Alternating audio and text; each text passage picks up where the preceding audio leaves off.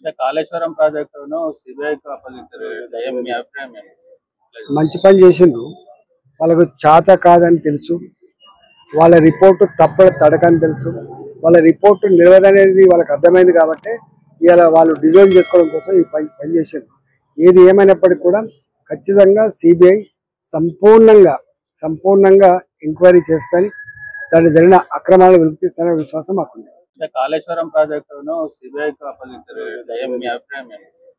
మంచి పని చేసిండ్రు. వాళ్ళకు చేత కాదని తెలుసు, వాళ్ళ రిపోర్టు తడకని తెలుసు, వాళ్ళ రిపోర్టు నిలవదనేది వాళ్ళకి అర్థమైంది కాబట్టి ఇవాళ వాళ్ళు డిజైన్ చేసుకోవడం కోసం ఈ పని చేశారు.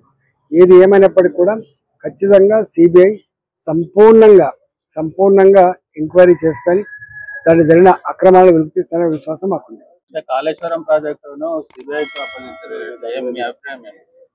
మంచి పని చేసిండ్రు.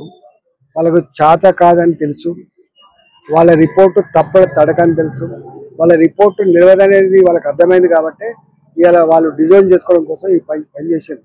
ఏది ఏమైనప్పటికీ కూడా ఖచ్చితంగా సిబిఐ సంపూర్ణంగా ఎంక్వైరీ చేస్తాని, దాన్ని జరిగిన అక్రమాలు వెలికిస్తాననే విశ్వాసం మాకుంది. అంటే కాళేశ్వరం ప్రాజెక్టును సిబిఐకి అప్పగించారు కదా, మీ అభిప్రాయం ఏంటి? మంచి పని చేసిండ్రు. వాళ్ళకు చేత కాదని తెలుసు, వాళ్ళ రిపోర్టు తడకని తెలుసు, వాళ్ళ రిపోర్టు నిలవదనేది వాళ్ళకి అర్థమైంది కాబట్టి ఇవాళ వాళ్ళు డిజైన్ చేసుకోవడం కోసం ఈ పని చేశారు.